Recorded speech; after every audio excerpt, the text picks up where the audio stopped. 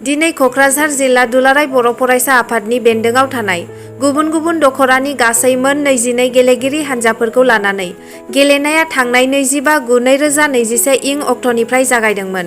आरो दिनै जोबथा बादायलायनाय रायमना फ्रेन्ड्स क्लाबनि गेलेग्रा फोथाराव जादों।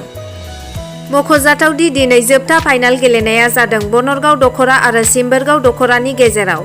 बे गेलेनायाव सिम्बोरगाव दख'राया बनरगाव दख'राखौ टाइब्रेकाराव फेजेननो हायो आरो देरहासार बान्था हिसाबै ट्रफिजों लोगोसे नोगोद 15,000 रां मोननो हायो।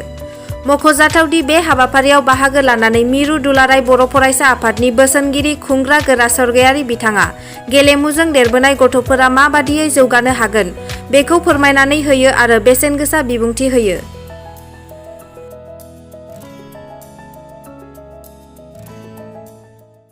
जि मावथांखि बे मावथांखिजों दुलाराय बर' फरायसा आफादा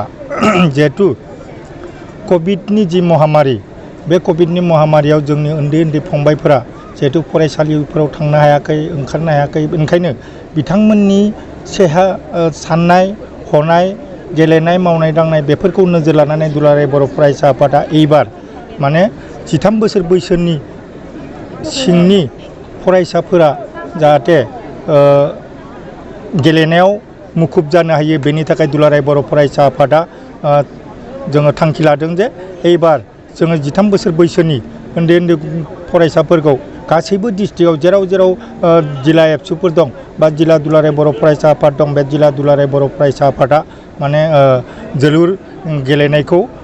थांखि लानानै जेरावबो दिनै खालामजोबदों। दिनै क'क्राझार जिल्ला दुलाराय बर' फरायसा आफादनि बानजायनायाव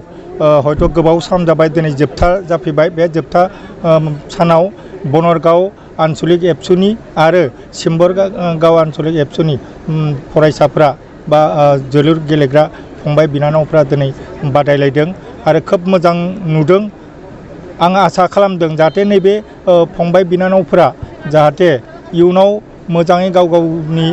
जि रोंगौथि बेखौ दिन्थिलांनो हायो बेखौ जाहाथे जों दुलाराय बर' फरायसा आफादा नोजोर होगोन आरो सरकारखौ जों खावलायगोन जे जाहाथे नैबे फंबायफ्रा जाहाथे इयुनाव गावसोरनि जिउखौ दानो थाखाय बेबायदि गेलेनाय राहाजों जाहाथे गेलेनानै गावखौ सासे मुंदांखा गेलेगिरि जाहैनो हायो बेखौ जाहाथे सरकारा एसे नोजोर होयो आरो जों दुलाराय बर' फरायसा आफादा बेखौ जों जेब्लाबो हेफाजाब होलांगोन आरो जोङो फैगोन बोसोरफ्रावबो हयथ' बेबायदि थांखिखौ जों लाहैबावगोन। खालि जोलुरल' नङा जों बुलुर गेलेनायनिबो जि थांखि बेखौबो जों लानो सानदों। ओंखायनो फैबाय थानाय समाव जोङो जाहाथे बेखौ खालामलांबाय थानो हायो आरो दुलाराय बर' फरायसा आफादा बे बड'फा गोजोरथायारि जि मावथांखि बेनि दारै जों बेखौ फोसावलांबाय थागोन। सार नुनो मोनदों गामि ओनसोलाव दाबोनो गोबां जोहोलावफ्रा फरायनायफ्राव गोसो गैयै आरो बिदिनो जानाय लोंनायजों गेलेनानै थानाय दा बेफोरबायदियावहाय जोंनि बर' हारिनि जे सिनस्रि दुलाराय बर' फरायसा आफादा माबायदि